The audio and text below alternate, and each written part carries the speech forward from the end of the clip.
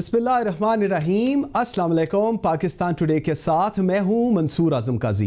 नाज़रीन, चंद रोज़ कबल वज़ीर ख़ारजा शाह महमूद कुरैशी और DGISPR major general Babar Iftikhar ने भारत का पाकिस्तान को गैर मुस्तहकम करने का मंसूबा और शवाहिद पेश किए, जिसमें बताया गया कि भारत पाकिस्तान में दहशतगर्द कार्रवाइयों की मंसूबाबंदी कर रहा है। बड़े बड़े शहरों में कार्रवाइयां दुश्मन का हदफ हैं। CPAC मंसूबों को निशाना बनाने के लिए भारत ने 700 अफराद की खसूसी मलेशिया बनाई है और इसमें कोई शक नहीं कि भारत रियासती दहशतगर्दी कर रहा है। DGISPR ने यह भी बताया कि भारतीय कर्नल राजेश अफगानिस्तान से पाकिस्तान मुखालिफ सरगर्मियां कर रहा है और इसने 4 बार दहशतगर्दों से अफगान सफारत खाने में मुलाकात की। भारत ने दाइश के 30 दहशतगर्दों को पाकिस्तान मुंतकिल किया। भारत कलअदम तंजीमों में अरबों रुपए तकसीम कर रहा है और रॉ की तरफ से TTP की मुआवनत के सबूत भी हैं। भारत दहशतगर्दों को तरबियत और असला फराहम कर रहा है और कलअदम दहशतगर्द तंजीमों का कंसोर्शियम बना रहा है। अफगान सरहद के साथ भारतीय कौंसल खानों के जरिए साजिश हो रही है। अल्ताफ हुसैन ग्रुप को भी भारतीय खुफिया एजेंसी फंडिंग के शवाहिद हैं।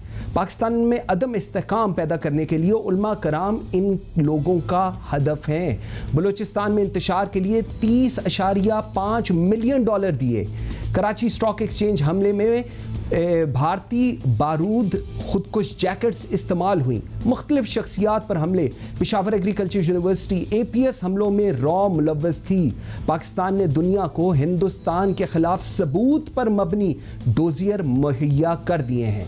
इसके साथ साथ पाकिस्तान का अफगान अमन मुआहदे में अहम किरदार है।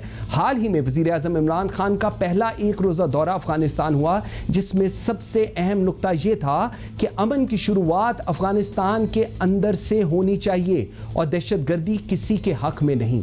और इस निज़ाम पर भी बात करेंगे कि क्या ये निज़ाम इसी तरह चलेगा या फिर इसको रीसेट करने की ज़रूरत है। ग्रैंड डायलॉग या नेशनल डायलॉग की दुहाई हर तरफ से आ रही है, लेकिन किससे और कैसे, और इस डायलॉग के TORs कौन डिसाइड करेगा। इन तमाम अहम मौज़ूआत पे गुफ्तगू करेंगे अपने आज के प्रोग्राम में। मुझे आज ज्वाइन किया है डॉक्टर हुमा बकाई ने, सीनियर तज्ज़ियाकार हैं। हसन असलम शाद ने, इंटरनेशनल लॉ एक्सपर्ट हैं। और लाहौर स्टूडियो में मेरे साथ हैं मेजर जनरल सोहेल शफकत। इन सबसे बात करते हैं एक छोटी सी ब्रेक के बाद। मेरे साथ रहिएगा। Welcome back after the break. जी नाज़रीन, मेरे साथ हैं डॉक्टर हुमा बकाई, हसन असलम शाद और major general Sohail Shafqat. Thank you very much you once again. Doctor साहब, let me start with you as far as जिस तरह हमने अभी इनिशियली पहले इस सेगमेंट के अंदर हम बात करेंगे ज़रा डोजियर की। इट्स द फर्स्ट टाइम कि पाकिस्तान जो ये जंग है ये हिंदुस्तान के अंदर ले गया है। अर्लियर जितनी भी पाकिस्तान के साथ हिस्ट्री रही है, पाकिस्तान के ऊपर एलिगेशंस लगती रही हैं, लेकिन this is the first time कि पाकिस्तान चीज़ों को लेकर गया आगे, provided with the evidences. How do you see this? कितनी वैल्यू रखता है ये सब कुछ जो कुछ DGISPR और वज़ीर ख़ारजा शाह महमूद कुरैशी ने कहा है? जी देखिए, एक तो मैं आपसे गुजारिश करना चाहूँगी that this is not the first time. मेरे ख्याल है कि एविडेंस और इस तरह की एविडेंस और सिमिलर एविडेंस पाकिस्तान के पास बहुत अरसे तक थी। एंड मैं इसको ट्रेस बैक कर सकती हूँ शर्मुल शेख में जो मनमोहन सिंह के साथ मुलाकात हुई थी पाकिस्तान काउंटर पार्ट की। वहां पे भी एक डोसियर बलूचिस्तान के हवाले से पेश किया गया था, जिस पर मनमोहन सिंह साहब ने अग्री भी कर लिया था कि जी इंडिया जो है वो मिसचिफ प्ले कर रहा है बलूचिस्तान में। जाहिर है कि वो वापस गए हिंदुस्तान और फिर वो अपने स्टेटमेंट से विड्रॉ हुआ और वो मुझे याद है कम से कम 2-2.5 साल तो हो गए और जनरल साहब इस बात को वाउच करेंगे कि जब हम लेक्चर्स देते हैं नेशनल इंस्टीट्यूट ऑफ NIMS में, जहां ब्यूरोक्रेट्स की ट्रेनिंग होती है प्रमोशन वगैरह के लिए, मैं तवातुर के साथ जब पाकिस्तान इंडिया रिलेशंस की बात करती थी तो मैं ये एग्जांपल्स देती थी, बाशमूल इसके कि चाइना पाकिस्तान इकोनॉमिक कॉरिडोर को सबोटाज करने के लिए एक टास्क फोर्स बनाई गई है, डेस्क क्रिएट किए गए हैं इंडिया में। बस जो फर्क आया है वो ये आया है कि मेरे ख्याल हुकूमती सतह पर शायद पहली दफा पाकिस्तान जो डिप्लोमेटिक ऑफेंसिव है ना उस पर गया है बहुत खुलकर। डोसियर्स पहले भी गए हैं, क्योंकि देखिए यूनाइटेड नेशंस के लोग, यूनाइटेड स्टेट्स के बहुत सारे ओहदेदार ऑन रिकॉर्ड हैं ये बात, और इम्पोर्टेंट लोग जिन्होंने ये कहा जी इंडिया अफगानिस्तान की स्पेस पाकिस्तान के खिलाफ इस्तेमाल कर रहा है। जो लोग वहाँ ग्राउंड पे थे जो वहाँ काम कर रहे हैं उनको इस बात का पता है। ठीक है। बात के हवाले से वो भी बात नहीं करते, और हमें जिस तरह से बात करनी चाहिए थी हमने बात नहीं की। तो जो चीज पहली दफा हुई है वो ये हुई है कि हम बहुत फ्रंट फुट पे जाके खेले और हम एक डिप्लोमेटिक ऑफेंसिव पे गए, और इसके हवाले से अब इंटरनेशनली बात हो रही है। बिल्कुल ठीक है। जल साहब आपकी तरफ आता हूं, मुझे जरा बताइएगा इस सारी डोजियर एंड ऑल दैट, इसकी ऑडियंस क्या थी? एक तो इंटरनेशनल थी, इस साथ डोमेस्टिक भी थी, एक ये भी हमने बताया है इंटरनली भी कि सिविल मिलिट्री रिलेशनशिप हमारे बड़े अच्छे हैं, और on every issue we are on same page. कैसे एनालाइज करते हैं आप इसको? बिस्मिल्लाहिर्रहमानिर्रहीम। Thank you Mansoor. मेरे ख्याल में ये जैसे भी डॉक्टर साहब ने फरमाया है कि ये पहली दफ़ा पाकिस्तान फ्रंट फुट पे जाके खेल रहा है, और डिप्लोमेटिक ऑफेंसिव हमने एक लॉन्च किया है जो कि हमें बहुत पहले करना चाहिए था। ये जो प्रूफ थे ये हमारे पास आज नहीं है, ये पहले भी थे, और जैसा कि अभी बताया गया है कि ये हमने उनको पहले भी दिए हैं, लेकिन इसका वो खातर ख्वाह उस वक्त कोई नतीजा नहीं निकला। देखने की बात यह है कि क्या ये जो अब किया गया है इसका हमें कोई फ़ायदा होगा कि नहीं होगा। ओके देखें, जो चीज़ हमारे नाजरीन को समझने की ज़रूरत है कि ये इंडिया ये कर क्यों रहा है और क्यों हमें इस चीज़ के ऊपर जाना पड़ा। देखिए, जो इसका इंडिया के दो मेन मकासद हैं। एक तो ये है कि वो पाकिस्तान को कभी भी इकोनॉमिकली स्ट्रॉन्ग ना होने दे। दूसरा ये है कि किसी ना किसी तरीके से CPEC को सेबोटाज किए जाए ना। CPEC को सेबोटाज करने की बेसिकली 4-5 मेन वजूहात हैं जिसको कि समझने की ज़रूरत है। जिसके लिए हम जाके आज फ्रंट फुट पे खेल रहे हैं। पहली बात यह है कि जब CPEC मुकम्मल तौर के ऊपर फंक्शनल हो जाता है तो it seriously affects the Indian sovereignty over this region. ये इंडिया को बड़े क्लियरली पता है। दूसरी बात ये है कि ये जिस वक्त ये मुकम्मल फंक्शनल होता है तो चाइना का जो एक ग्लोबल ट्रेड है उसके ऊपर उसकी एक हेजमनी कायम हो जाती है। ओके, ठीक। उसकी वजह ये है कि जो ग्वादर पोर्ट है ये तकरीबन जो चाइना का जो स्ट्रेट है जहाँ से कि बेसिकली तमाम ऑयल गुजरता है, 35% of the world oil passes through that and 60% of the Indian oil passes through that. ठीक। तो उसके ऊपर जब ग्वादर फंक्शन हो जाता है तो China can easily control Pakistan can control that oil supply also. ठीक है। तीसरी बात समझने की ये है कि इसमें पाकिस्तान फंक्शन होने के बाद Pakistan will emerge as an outsourcing destination for the western economies. जिसमें पाकिस्तान को इकोनॉमिकली बेइंतहा फ़ायदा होता है। ठीक ठीक। चौथी बात जो समझने की ये है कि इसमें जब ये मुकम्मल तौर पर फंक्शनल होता है तो इस वक्त अब देखा जाए तो US का एक पहले पैक्ट हुआ करता था जिसे ट्रांस पैसिफिक पार्टनरशिप थी, उससे उन्होंने विड्रॉ कर लिया। ओके। उसकी वजह से बहुत सारी countries like Australia, Brunei, Vietnam, Singapore, Malaysia, Mexico, Japan वगैरह, now they are looking for somebody who can be a global trade leader. इसकी वजह से जो ग्लोबल ट्रेड लीडरशिप है ना वो चाइना के पास जाती नजर उनको आ रही है।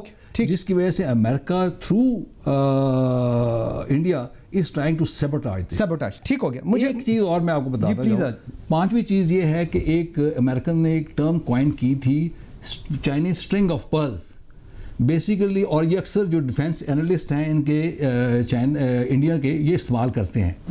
Primarily this is the dominance of the Indian ocean. ठीक ठीक है, बिल्कुल ठीक हो गया। अच्छा हसन, आपकी तरफ में आता हूं, मुझे ज़रा बताइएगा टाइमिंग्स इसकी कहा जा रहा है कि बड़ी इंपॉर्टेंट है। एक तरफ जो बाइडन प्रेसिडेंट नया आ गया US के अंदर, हिंदुस्तान जो है वो उनका दोस्त है, उनका पार्टनर है। सो इस वक्त उनको भी ये चीज़ नज़र आ गई कि जी हाउ एक रियासती दहशतगर्द के साथ उनकी पार्टनरशिप चल रही है जो पाकिस्तान के अंदर क्या कर रहा है, ह्यूमन वायलेशंस हो रही हैं हिंदुस्तान के अंदर। आपने इसके ऊपर एक बहुत अच्छा आर्टिकल भी लिखा है। How do you summarise all this?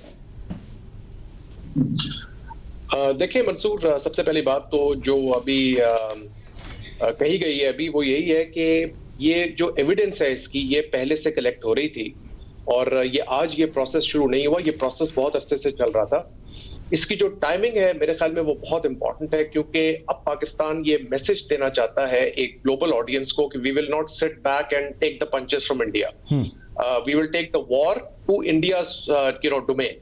I think this is very important क्योंकि पाकिस्तान जो है वो पिछले बहुत अरसे से डिफेंसिव पे रहा है और आप ये कह लीजिए कि एक तरह का एक फॉसिलाइज्ड नैरेटिव है पाकिस्तान के खिलाफ, जो कि ग्लोबल कॉन्शियंस के अंदर जो है उसको इंडिया ने ड्रिल किया है कि Pakistan is the sponsor of terror. तो आज जो है पाकिस्तान ने ये महसूस किया कि आज हम एक ऐसी सिचुएशन में आ गए जहां पे हम इस नोशन को या इस नैरेटिव को डिस्पेल कर सकते हैं, और उसको डिस्पेल करने के लिए जो है हमें अब इंडिया को जो है ये बताना पड़ेगा कि हम जो है अब ये वॉर आपके जो है उसमें बैकयार्ड में लेके आ रहे हैं। तो मेरे ख्याल में ये बहुत इंपॉर्टेंट है।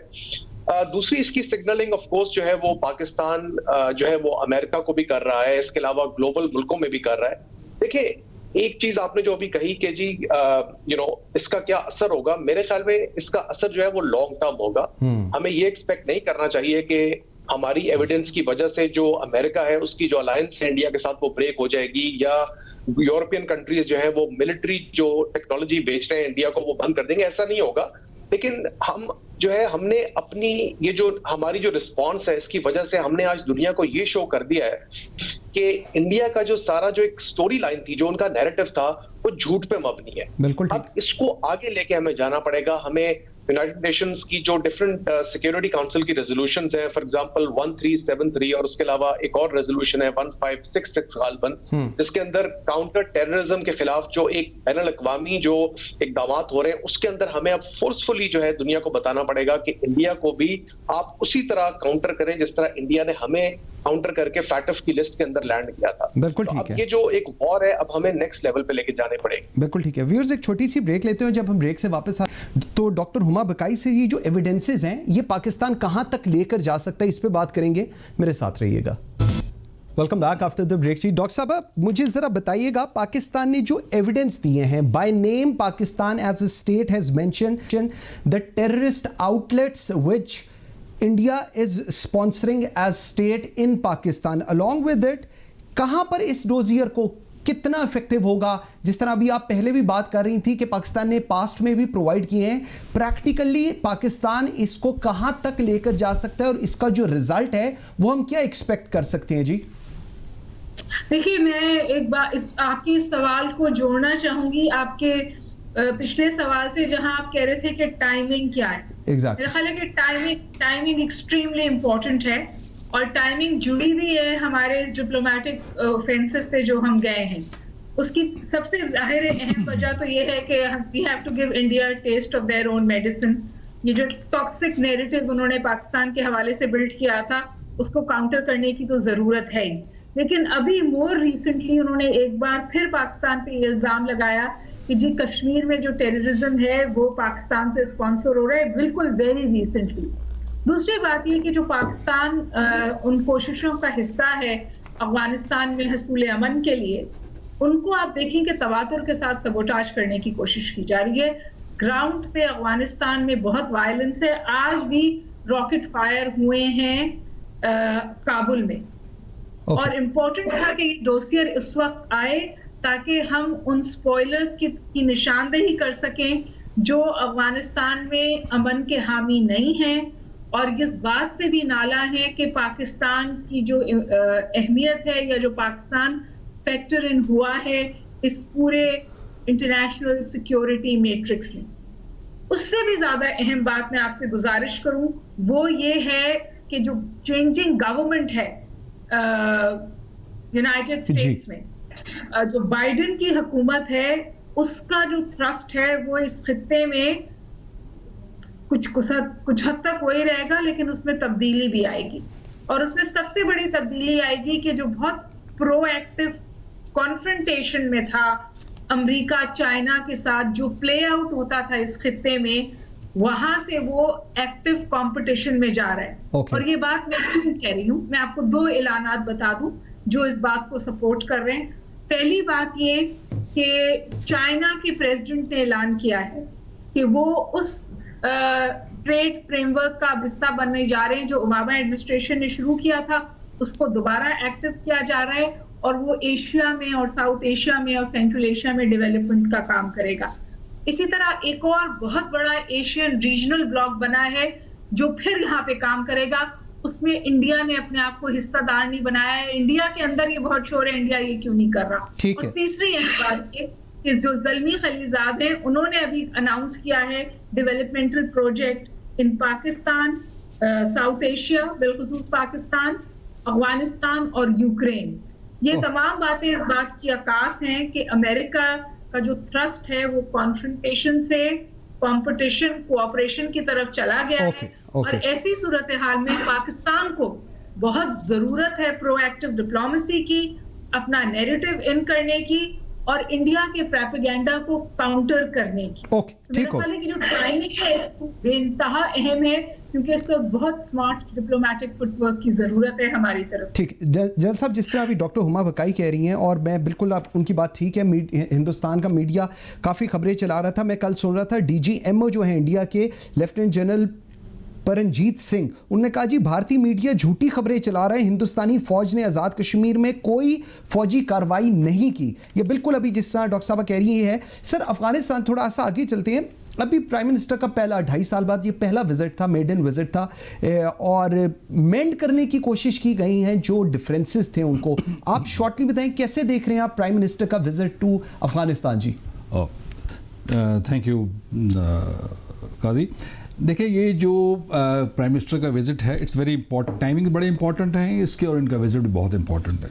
इस वक्त पाकिस्तान अफ़गानिस्तान के साथ जिस तरीके के साथ एंगेज है, इसमें 2 तरीक़ों से एंगेज है। पहली बात तो ये, पाकिस्तान जो एक पीस प्रोसेस चल रहा है, पीस पैक्ट चल रहा है, वो पाकिस्तान की ही कोशिशों से ये शुरू हुआ था। और इस वक्त जो उसमें जितनी भी पेशरफ्त हुई है, उसमें पाकिस्तान का एक बहुत अहम रोल है। दूसरी बात ये है कि जैसे कि DGISPR ने अपनी कॉन्फ्रेंस में भी बताया कि जो अफ़गानिस्तान की सरज़मीन है वो इंडियन इस्तेमाल कर रहे हैं पाकिस्तान के अगेंस्ट। सो ये दोनों चीज़ों, इनमें दोनों चीज़ों को ख़ास तौर पे जो DGISPR वाला एलिमेंट है, इसको मेंट करने की ज़रूरत है, और एक बेहतर डिप्लोमेसी की ज़रूरत है जिससे पाकिस्तान और अफ़गानिस्तान के दरमियान जो मिसट्रस्ट है, बेसिकली ये एडमिट करना चाहिए कि हम दोनों कंट्री के द्वारा एक सीरियस मिसट्रस्ट कायम है, उसको दूर करने की ज़रूरत है। ठीक, उस लिहाज से इस विज़िट के टाइम की बहुत इंपॉर्टेंट है, और आने वाले वक्तों में इंशाल्लाह जैसे कि पाकिस्तान का ये पीस पैक्ट में इम्पॉर्टेंट रोल रहा है, जो कि इंडिया को कतई पसंद नहीं है। देखा जाए कि जो एक पीसफुल अफगानिस्तान है वो पाकिस्तान के लिए सबसे ज़्यादा अहम है, एब्सोल्युटली, हमारी इकोनॉमी के लिए, उनकी फ्लरिशमेंट के लिए। और इंडिया ये कभी नहीं चाहेगा कि ये चीज़ पाकिस्तान के थ्रू हो, बिकॉज जिस वक्त ये पीस प्रोसेस ये देखने वाली बात है कि पीस प्रोसेस के जो आगे खदोखाल होंगे वो कैसे निकलेंगे, और अफ़गान गवर्नमेंट के साथ तालिबान का क्या पावर शेयरिंग के अंदर रोल होगा, ये बाद में आने वाली चीज़ें हैं। लेकिन पाकिस्तान का रोल इस वक्त मुकम्मल तौर के ऊपर सराहा जा रहा है, और अमेरिकन जो ख़ास तौर के ऊपर उन्होंने पाकिस्तान के इस रोल की बहुत तारीफ़ की है कि ये सारा चीज़ जो है ये पाकिस्तान के थ्रू है। I think this is a good feather in our cap. ठीक हो गया। हसन, मैं आपकी तरफ आता हूँ। अभी मिसट्रस्ट की बात हो रही है, कन्फेशंस की भी बात हो रही है। मैं एक वीडियो अभी आपको दिखाऊंगा, लेकिन उस वीडियो का जिस्ट ये है, ये जो chief of Australian defence force हैं जनरल ऑगस्ट कैम्बेल, ये उनकी वीडियो है वो, and he is apologising after the report in the alleged war crimes by elite Australian troops was released. The report has found that 25 soldiers unlawfully killed 39 Afghans in 23 separate incidences. General said that the alleged killing began in 2009, with the majority occurring in 2012-13. Based on the interviews with more than 400 witnesses, the report suggests that the victims were either non-combatant or no longer combatant. Most of these killings were deliberately covered up. Report also recommends that 19 soldiers be investigated by police for possible murder charges. Meanwhile, many in Afghanistan are looking forward for a fair trial. Justice must be established. ये जरा एक दफा video जो confession की video है general साहब की, जरा ये एक दफा सुन लीजिएगा, chief of Australian defence forces. इसके बाद मैं आप पे इसका व्यू लूंगा जी। The people of Afghanistan, on behalf of the Australian Defence Force, I sincerely and unreservedly apologise for any wrongdoing by Australian soldiers. This shameful record includes alleged instances in which new patrol members were coerced to shoot a prisoner in order to achieve that soldier's first kill in an appalling practice known as blooding. Further to this, throwdown weapons and radios were also reportedly planted to support claims that people killed were enemy killed in action. Hasan, ये मैं एक छोटी सी break ले लूं, मैं आपसे इसका view point चाहूंगा just after a short break. मेरे साथ रहिएगा जरा। जी हसन, मैं आपकी तरफ आता हूं। आपने सुनी chief of Australian defence force general Angus Campbell की जो कन्फेशनल स्टेटमेंट है, क्या कहेंगे इसके ऊपर? Whatever they have done in Afghanistan. Doctor साहब आप बताइएगा जी, how do you take this video as जो इनकी कन्फेशनल स्टेटमेंट आई है? जी मुझे शुक्र करें इनकी कन्फेशनल स्टेटमेंट आ गई है। इस किस्म की हरकतें तो सब करते रहे। अमेरिका इज रिस्पॉन्सिबल है वहां द लार्जेस्ट बॉम्ब ड्रॉप करने का अफगानिस्तान पे जो ट्रम्प के जमाने में हुआ, और उसका वाहिद मकसद ये था कि अफगानिस्तान की जमीन को एक मिलिट्री एक्सपेरिमेंट के लिए इस्तेमाल किया जाए। उसकी कोई जंगी या अफादियत सोटू से नहीं थी, या उससे अमेरिकन को कोई गेन नहीं मिला। एक जमीन थी जिसपे वो ये कर सकते थे, सो उन्होंने किया। और यही सूरत हाल अगर आप इराक में अमेरिकन इन्वेजन की हिस्ट्री उठा के देखें तो वहां भी आपको ये नजर आएगा, वियतनाम में भी नजर आएगा।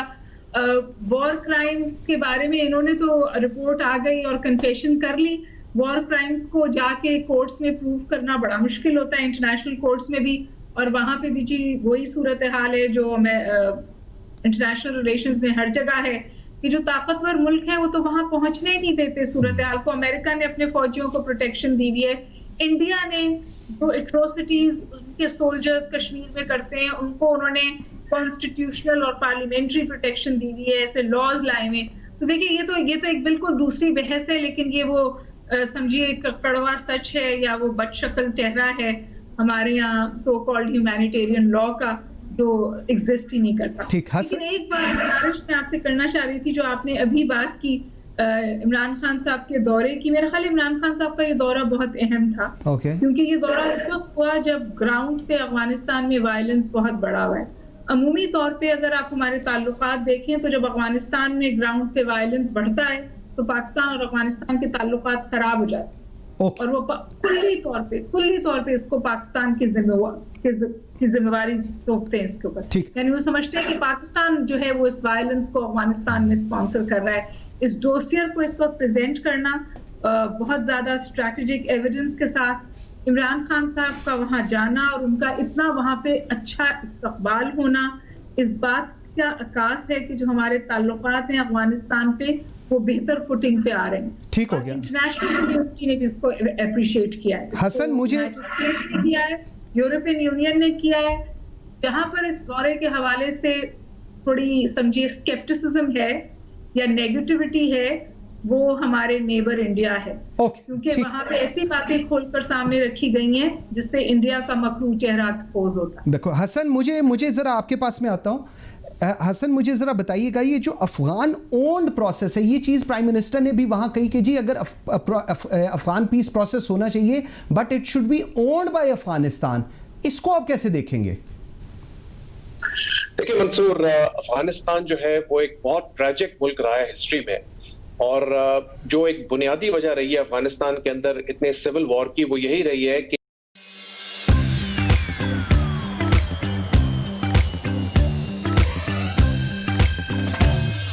रात ढूंढ रही है खो जान कहां, मैंने ढूंढ लिया उसके चेहरे पे यहाँ। चांद सा रोशन होगा चेहरा लक्स से, जिसमें है 7 ब्यूटी इंग्रेडिएंट्स। चांद सा रोशन चेहरा लक्स।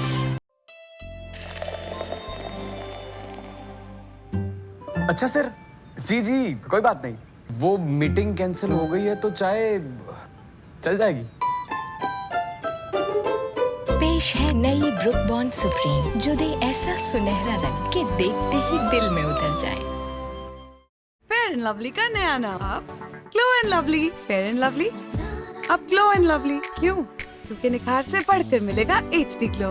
पेश है ग्लो एंड लवली। इसके मल्टीविटामिन्स गहराई में जाएं दाग धब्बे घटाएं और चेहरे को दे बेहतरीन ग्लो।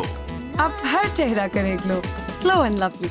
इसलिए मुश्किल होता है क्योंकि जैसा कि हम जानते हैं बहुत सारे स्पॉयलर्स जो हैं अफगानिस्तान में वो कोशिश ये कर रहे हैं कि किसी तरह ये जो पीस प्रोसेस है ये सैबोटाज हो, क्योंकि अगर ये पीस प्रोसेस कामयाब होगा तो इसका फायदा पाकिस्तान को होगा, और अगर पाकिस्तान को फायदा होगा तो सारी दुनिया जो है वो पाकिस्तान का जो नैरेटिव है जो इंडिया ने बनाया है पाकिस्तान के बारे में उसके ऑपोजिट तरीके से पाकिस्तान को देखेगी फेवरेबली। तो ये इंडिया को जो है ये चीज कभी भी एक्सेप्ट नहीं हो सकती। हसन, मैंने जिस तरह हम लोगों ने पहले बात की थी, जो DGISPR ने बताया, जो प्रूफ्स बताए अफगानिस्तान का जो सॉइल है वो किस तरह इस्तेमाल हो रहा है हिंदुस्तान की तरफ से, हिंदुस्तान की एम्बेसीज जो वहां पर कर रही हैं, ये सारा कुछ अफगानिस्तान के अंदर हो रहा है, तो उनको पहले एड्रेस करने की जरूरत नहीं कि उनकी तरफ से टेररिज्म ना आए? सर देखें मंसूर, अभी हमारा जो पीस का जो एक आप ये कह लीजिए प्रोसेस है वो इतना आप ये कह लीजिए फ्लिम्जी है कि अभी हम अफगानिस्तान को डायरेक्टली ये नहीं कह सकते कि ये जो चीजें हैं ये आपके सर के नीचे हो रही हैं। वहां पे गवर्नेंस जो है वो बहुत बुरे हालत में है, मिसमैनेजमेंट है, वहां पे बहुत सारे एथनिक ग्रुप्स हैं जिनकी आपस में फाइटिंग हो रही है। तो पाकिस्तान जो है वो डायरेक्टली अफगानिस्तान को काउंटर नहीं कर सकता इस चीज के ऊपर, ऑल्दो इसमें कोई इबाम नहीं है मुझे कि अफगानिस्तान की सॉइल जो है वहां से टेररिज्म जो है वो एमिनेट कर रहा है, और उसमें एक बहुत बुनियादी जो रोल है वो इंडिया का है, क्योंकि इंडिया जो है वो पाकिस्तान को डिस्टेबलाइज करने के लिए अफगानिस्तान की सॉइल को यूज कर रहा है। लेकिन पाकिस्तान ने जो है एविडेंस के तौर पे ये बता दिया है कि लोग वी नो कि अफगानिस्तान की जो सॉइल है वहां से ये हो रहा है, लेकिन उसको फोर्सफुली ना लेना मेरा ख्याल है प्रैक्टिकली पाकिस्तान का एक बड़ा वाइज स्टेप है, क्योंकि पाकिस्तान जो है वो अभी अफगानिस्तान को स्टेबलाइज करना चाहता है, और उसके बाद जो है फिर एक ऐसा मौका आएगा इंशाल्लाह जब हम इन चीजों को और फोर्सफुली जो है इंटरनेशनली हम ले सकेंगे अपने फेवर में। पॉइंट आ गया। जल साहब मुझे एक चीज बताइए, डोजियर भेजा, उसके बाद सारे एविडेंसेस प्रूव किए, लेकिन जो हसन की बात से मैं अखज़ कर रहा हूं, शायद maybe I am wrong, कि हम लोग अभी शायद उस तरह अफगानिस्तान को नहीं कह सकते कि आपका जो वहां का सॉइल है वो किस लिए, किस पर्पस के लिए इस्तेमाल हो रहा है। Is that right? मेरे ख्याल में ये बड़ा एक वैलिड पॉइंट है। उसकी वजह ये है, देखिए पहले ये जो आपने बात की ना कि जो पीस प्रोसेस है it is to be owned by the अफगानिस्तानी। बेसिकली दो उनके मेन एक्टर्स हैं, एक तालिबान है और दूसरा उनके अफगान गवर्नमेंट है। जब तक ये दोनों किसी एक पेज पे नहीं आते और ये खुद उस चीज़ को ओन नहीं करते, वहाँ पे स्टेबिलिटी आने का बहुत मुश्किल है। ठीक है। और इंडिया की पूरी कोशिश है कि वो इसको पूरी तरीके से डिरेल करे। इस वक्त फोर्सफुली हम नहीं जा सकते अफ़गानिस्तान के अगेंस्ट फॉर द रीज़न कि हम ये चाहते हैं कि हमारे ताल्लुकात जो हैं वो अफ़गानिस्तान के साथ एक बेहतर पेज पे आ जाए। ये हमें भी पता है कि जो इस वक्त टेररिज्म है उसकी जो एमिनेशन है वो इस वक्त अफ़गानिस्तान से हो रही है एंड कराने वाला इंडिया है। ठीक है।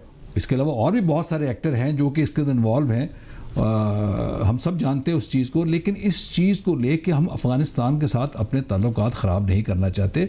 हम अफ़गानिस्तान के ताल्लुकात को एक बेहतर की तरफ लाना चाहते हैं, क्योंकि stable Afghanistan is basically beneficial for Pakistan.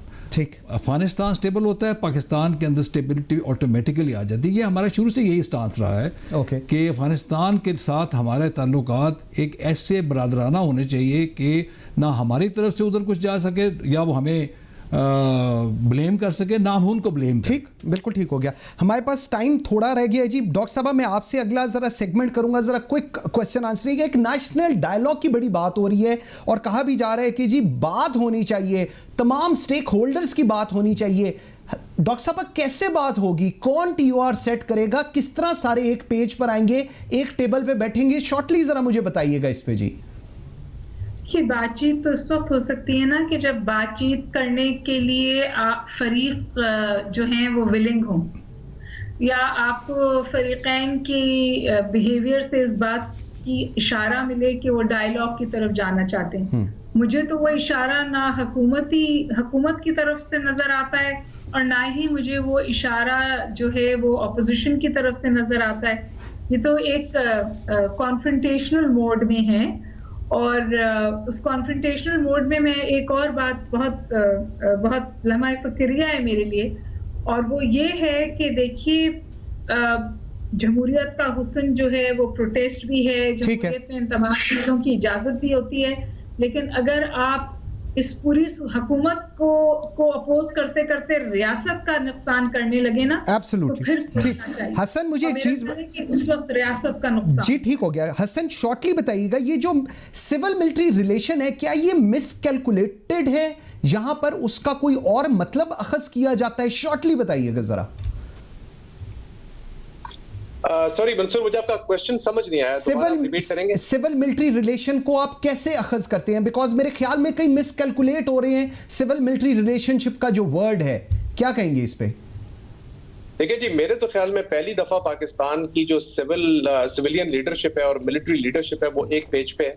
ये डोसियर जो है, इसको अगर आप देखें तो इसके ऑप्टिक्स आप देखें कि आपके फॉरेन मिनिस्टर और डीजी ISPR जो है वो दोनों इकट्ठे बैठ के कॉन्फ्रेंस कर रहे हैं, और एक हर किस्म की, मैं कहूंगा they are perfectly harmonised with each other, और there is a proper relationship between them, and ये मेरे ख्याल में पहली दफा हुआ है पाकिस्तान में, और पाकिस्तान के लिए इससे अच्छी कोई चीज नहीं हो सकती मेरे ख्याल। जल साहब, मुझे एक चीज बताइएगा, आर्मी इज विद अस, ये एक ऐसा नैरेटिव है जो इस वक्त की हुकूमत एटलीस्ट वो they are trying to mis sell this. Sir, फौज तो सबकी है, तो फिर ये एक सिंगल ओनरशिप क्यों आ रही है? नहीं, मेरा ख्याल में ये एक मिसनॉमर है जो कि ऐसे इस वक्त इस्तेमाल किया जा रहा है कि जी फौज हमारे साथ है, जिसका मतलब है कि हम जो कुछ भी करना चाहे वो कर ले। ऐसी बात नहीं है, फौज हर एक के साथ है। Exactly. जिस वक्त पिछली गवर्नमेंट थी फौज उनके साथ भी थी, उससे पिछली गवर्नमेंट में भी फौज उनके साथ, जिसकी हुकूमत, जिसकी हमारे साथ भी है। ये है कि फौज जो है ये इस मुल्क की फौज है, बिल्कुल ठीक, वो किसी एक पार्टी की फौज तो है नहीं है। ठीक, देखिए, जो और फौज is subservient to the political leadership, ये हमारे बड़े क्लियर मैंडेट है फौज का भी, और ये हमने बहुत दफा बताया भी है। बिल्कुल ठीक है। थैंक यू वेरी मच जी, आज के लिए इतना ही। बशर्ते जिंद मुलाकात होगी कल। मुझे मंसूर आजम काजी को इजाजत दीजिए।